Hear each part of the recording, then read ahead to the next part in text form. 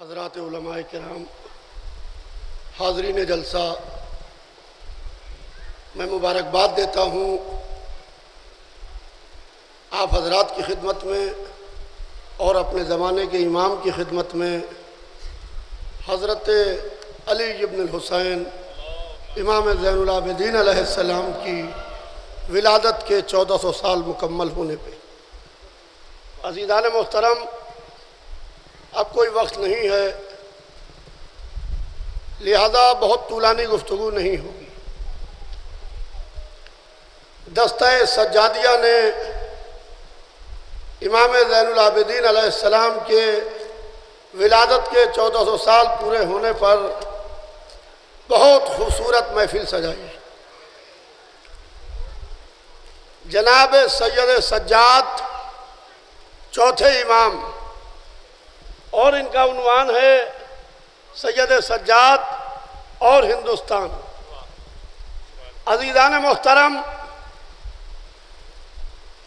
چوتھے امام کا ہندوستان سے ایک رشتہ رہا ہے، اس وقت اس کے اوپر تفصیلی گفتگو نہیں کرنا ہے۔ بس یہ سن لیجئے کہ ابھی آپ نے مختلف مذاہب کے لوگوں کو سنا چوتھے امام کے اوپر گفتگو کرتے ہوئے کہ جو امام سید سجاد پر گفتگو کر رہے تھے اور امام حسین علیہ السلام کے بارے میں بولتے ہوئے خود فخر محسوس کر رہے تھے۔ جب امام حسین علیہ السلام کا راستہ روکا گیا، جب لجام فرس پر ہاتھ ڈالا گیا، تو امام حسین علیہ السلام نے ایک بات کہی تھی کہ میں تمہاری سرحدوں سے دور ہندوستان جانا چاہتا ہوں، جہاں مسلمان تو نہیں مگر انسان رہتے ہیں۔ لہذا آج ہندوستان میں امام حسین علیہ السلام یاد کیے جا رہے ہیں۔ عزیزان محترم، چوتھے امام کون ہیں؟ بس 2-4 منٹ۔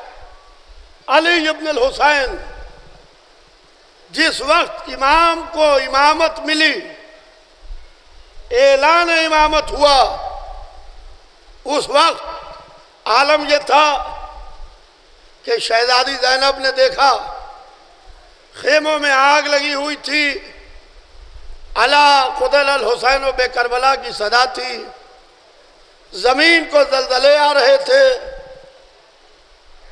یعنی اس میں سے ایک مصیبت اگر کسی انسان پر پڑ جائے تو وہ انسان کا ذہن کام نہیں کرتا۔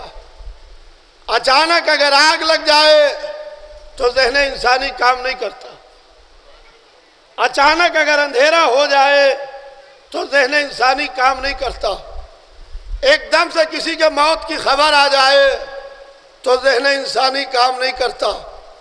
اچانک ایک دم سے بلیک آؤٹ ہو جائے تو ذہن انسانی کام نہیں کرتا۔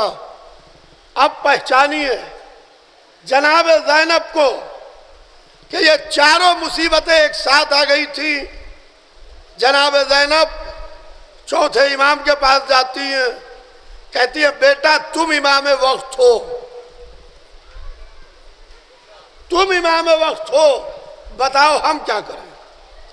یعنی جناب زینب بتا رہی ہیں حسین کے بعد کون امام وقت ہے؟ جناب سید سجاد کے لیے۔ اور جب شام میں جناب زینب نے یزید سے اپنی رہائی چھینی، میں کبھی یہ نہیں کہتا کہ یزید نے اہل حرم کو رہا کیا۔ یزید اور رہائی یہ دو الگ الگ چیزیں ہیں۔ وہ یزید اہل حرم کو رہا کیا کرے گا؟ جناب زینب نے، صبر زینب نے جب اپنی رہائی چھینی اور یزید نے چوتھے امام کو بلایا، یعنی جناب سید سجاد کو، اور کہا کہ اب آپ آزاد ہیں، کیا کیجئے گا؟ تو انہوں نے کہا میں کچھ بتا نہیں سکتا۔ آپ آزاد ہیں، بتائیے کیا ارادہ ہے؟ امام خاموش رہے، کہا میں کچھ کہہ نہیں سکتا، کچھ بتا نہیں سکتا، میں اپنی پھوپھی اماں سے پوچھ کے بتاتا ہوں۔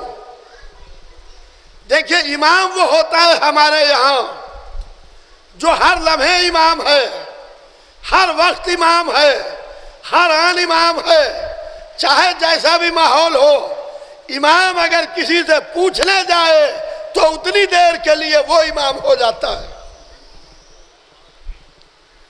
چوتھے امام نے کہا کہ میں اپنی پھوپھی اماں سے پوچھ کے بتاتا ہوں۔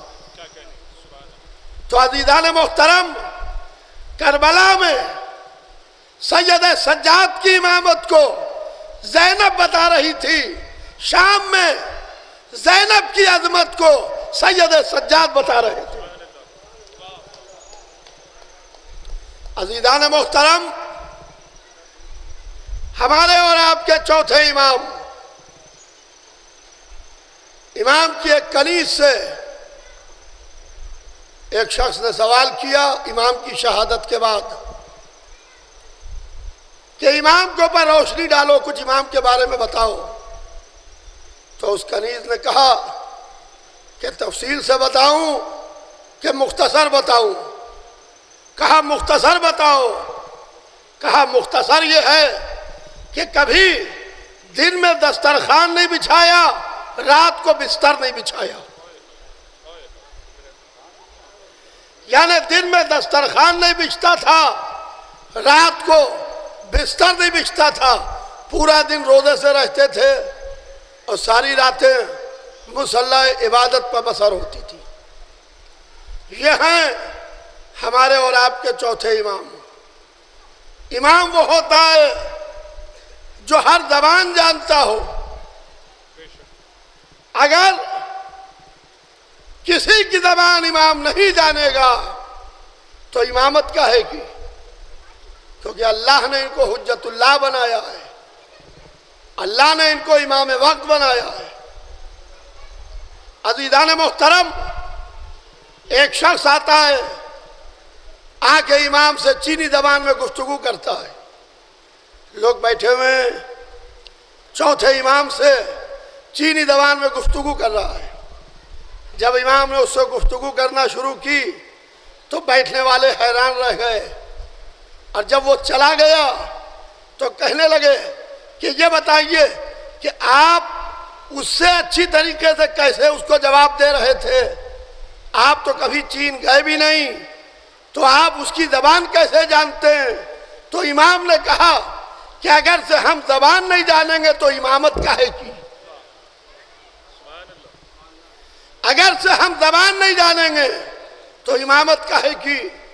عزیزان محترم، یہ ہیں ہمارے اور آپ کے چوتھے امام۔ مغرب کا وقت قریب ہے، وقت بہت ہو چکا ہے، اب کوئی طولانی گفتگو کا وقت اور کوئی محل نہیں ہے کہ میں اس وقت کوئی طولانی گفتگو کروں۔